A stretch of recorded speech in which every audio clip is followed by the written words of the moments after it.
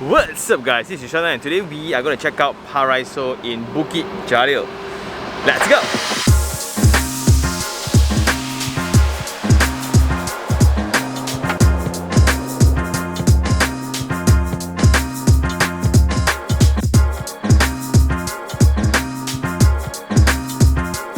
So now we are at the entrance, right? And you can see the amount of cars parked at the roadside itself. That's something very, a very Malaysian thing. But anyway, they are kind enough to use the drain area as the walkway. But you have a good thing here, a very nice empty space lah. Because of the car parks at both sides, right? No matter how wide the road was provided, it's never enough. These row of shop lots right in front of Paraiso, right, used to be dead. There were very limited business activities. But once the mall is up and running, suddenly kaboom! The entire shop lots now, there's lack of parking, illegal parking everywhere. And that seems to be the side effect of living next to a very popular mall. Of course, it affects the...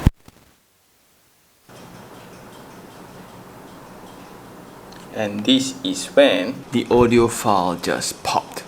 Don't know why. Like, pop. But luckily enough, after we go through the entrance, which is weird, once you go through the lobby, right, you need to go through this car park area in order to go to separate blocks. So that entrance was not very pleasant. But the car parks is usual. You have the cement screening, epoxy paints for lines only, and it's built using the flat slab system, so that's good. So the car park is kind of tidy, but just the entrance experience is weird. So coming out from the lift, in total there will be 12 units in one floor, and there are 4 passenger lifts, 1 bomba lift or stretcher lift servicing them. And this will be the service core.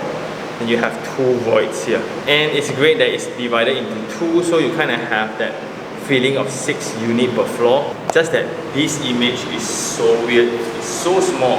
Then the first thing how I wish is they would have an indicator, or they can just ramp this up, right?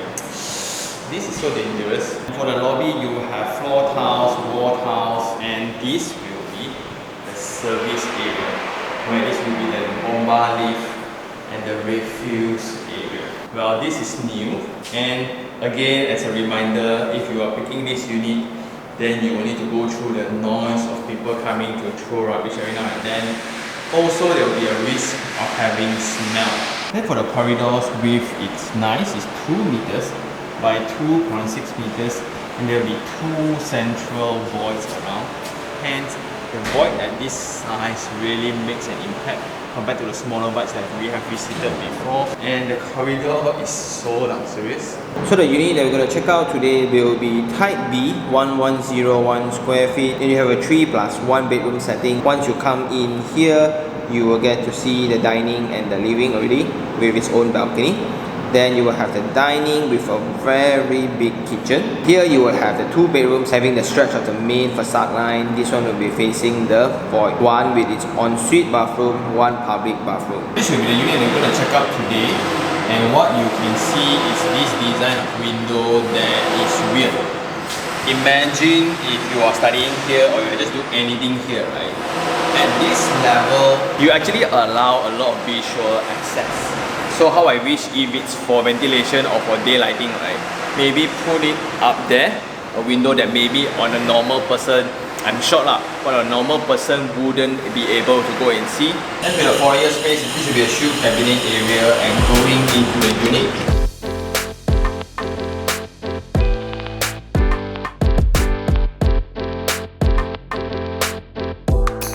So the clearance for the door is 930 mm, pretty narrow because you have this wall here.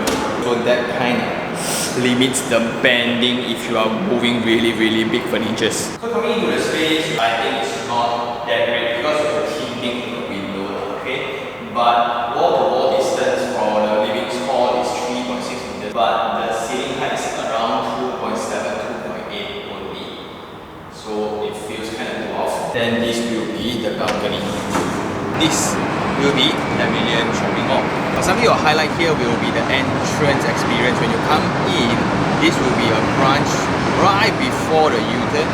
Then you come in here through the shop lots, go through this central one, and you come in to the project itself.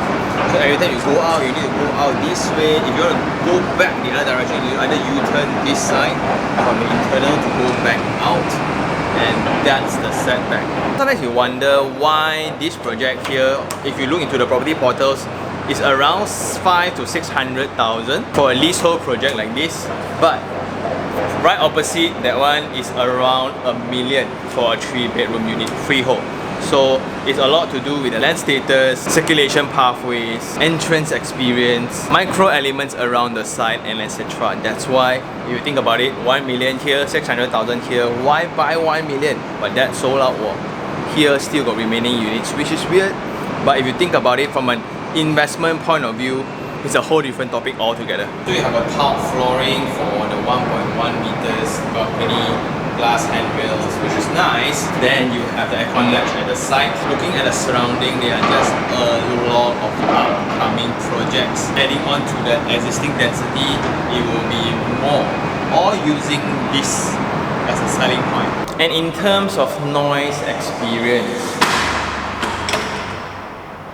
well, it greatly diminished the level of noise, but still can hear lah. So coming out, this living space is huge, connecting to the study room. But just like we mentioned just now, the windows are not that great for privacy, and this is the weird king that you have. It's either you partition it to be a space on its own, or you make it as a study room or a workspace. Then moving on to the kitchen space. This kitchen space is huge, a total length of 3.8 meters, and this is the original condition from the developer, just that I will make a few amendments. I like what they provide, which is that 5-feet wall tiles, but it's just a line, actually it's full height wall tiles. Then you have this bottom cabinet installed. It's up to you to install your top, or if you want to include the side here as well. Then the location for the fridge will be on this side, so maybe this can be another area for shelves as well, but the basin is a little bit too small for this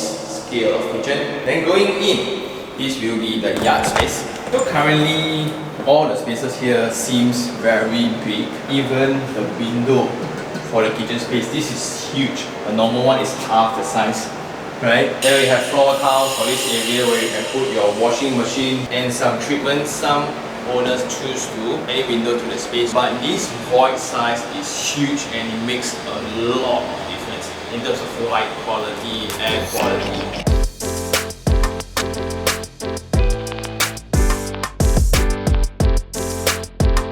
Coming out from the kitchen, this will be the dining space itself, which is in between planes of structural elements. That's a bit weird lah. You can put it horizontally, but you have that sticking out.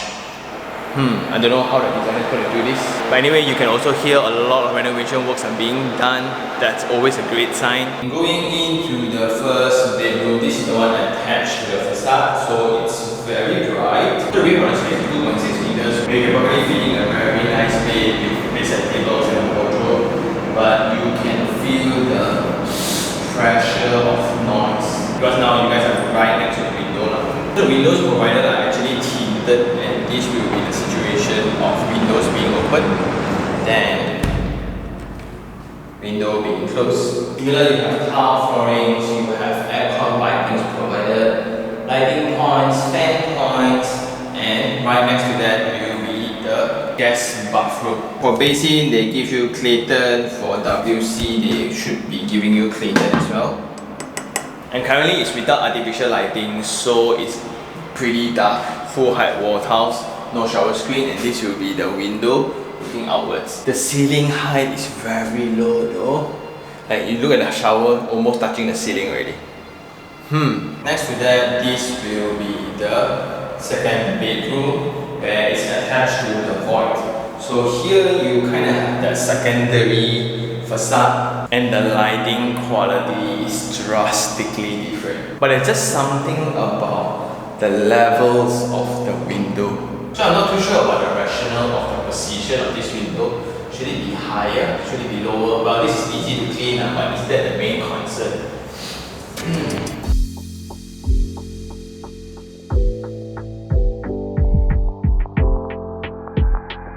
Last but not least, this nice. For the width is 3.9 meters, the depth is 3.7, so it's a very sizable principal bedroom along with the bathroom, but it also very bright. You can see because of the size of the window, like this is huge. With the angled windows, it gives that very nice panorama view. Just that there's a lot of uncertainty that's going to happen there. So that will be KL Wellness City. That's up and coming. And I don't know which project is that, but you can see this kelompok of buildings very close to the Tzu Chi International School. That being said, you have the pylons here, and there's something about this pylon that it's so camouflage. You don't really feel it, even like looking at this view, right? In one glance, you don't see it. Then aircons are provided. They also provide timber flooring going into the principal bathroom. Similar to the bathroom outside, that the ceiling height is very low, and this is your basin. And WC by Clayton itself, full height wall tiles. Here you have the shower screen and a window connecting to the facade. This then alleviates the height method for your bathroom, because this is for a very temporary activity. You just shower and shower, right? And this is 2.3 meters, and the height, does it really matter in your opinion? It's also an exercise, especially for developers, to argue about what's the right height for the unit. 2.8 meters, 3 meters, 3.3. Bro, it's only so little, right? But when you multiply it with 59 stories, then it's a lot. So for this leasehold 1,001 square feet, if you look into the property portals, as mentioned, it's around 550 to 600,000. And the ongoing rate for a fully furnished one can go up to 2,008. Bare furnished one is going for 1,008. And it's a very nice case study if you take this in accordance to the one that we have right opposite as Park Sky, Park 2, and etc. Very close distance if you look into the map. I guess that's all for the unit. Now let's go to the facility deck.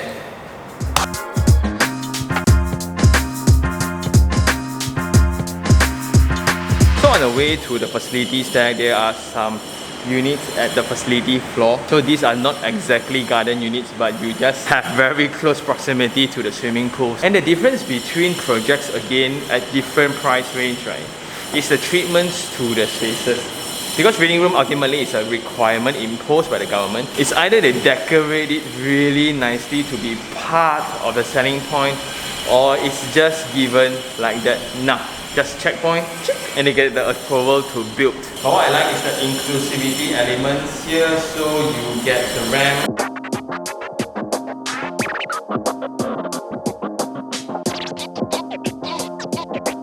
So here you have some garden units, and it's divided using landscapes and leveling. So physically it's just impossible to get up there, and visually the windows are all tinted, so you can't really have access. And in one glance, the project feels empty.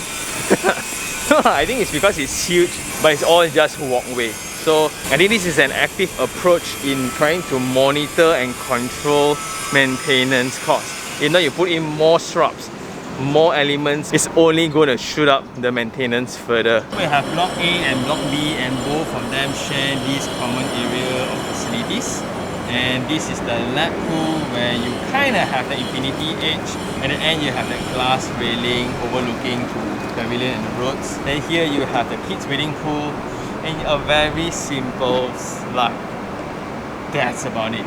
Here in the center you have some timber decks, and this illustrates a point. Sometimes when I look through the comment sections on people commenting like, why don't developers just not build the facilities? What's the point of making it so nice when nobody uses? Then you can actually price the building lower. So here you have a very nice comparison of one freehold around $1 million for a unit of similar number of rooms, right? But there you have a very elaborated facilities. The accessibility is way nicer. On this side, this is pretty basic with the intention of controlling costs altogether.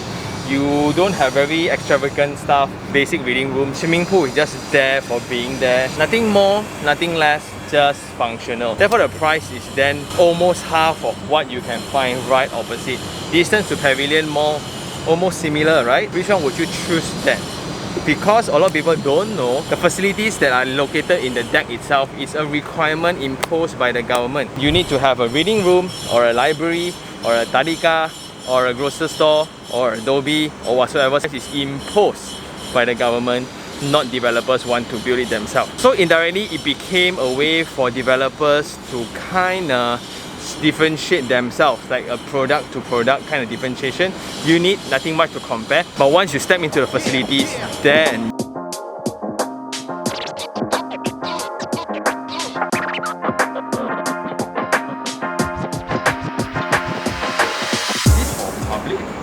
if it's for public, right, then that's actually personal space, private spaces of another property. So is this open for all, or is it an accessory parcel for the units itself? I see, this is a cafe, not a residential unit. They just allocated out 2 units, put it, cafe. Yeah, but you think about it, right? Are you going to run a cafe business here where it's only limited to residents? Not a lot, it's only like 700 over units. How many people at one point is going to come and drink coffee? When pavilion is only opposite.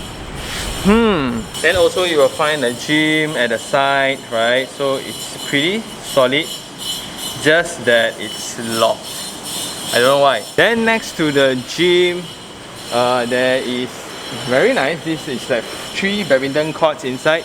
But the control of it is now you need to call the security guard for you to access these spaces now. Looking at it, the setup is pretty decent. You have air cons, you have lights, you have the rubber mats. And I guess that's about it. It's now time for Sean's take 3 on 3. 3 things I like. Number 1 would be the location of Bukit Jalil itself. It's this really rising or upcoming location. Because of the mall, now suddenly it harnessed a lot of attention, and you can see a lot of other developments that are actually coming into the location. Surrounding this project alone, easily there will be like 5 to 6 plots of land getting ready for launches, and that's because of its connectivity. From one highway, you can go to Puchong, Subang, Sunway side. The other side, you get to go to Serdang, connect to Kesas, connect to Max Highway, and it's just in between major addresses with a lot of population, such as Sri Petaling, Puchong, Kuchai Lama, OUG, and etc. Then the second thing I like, out of all the projects on the opposite side, right, this has walking accessibility to the mall.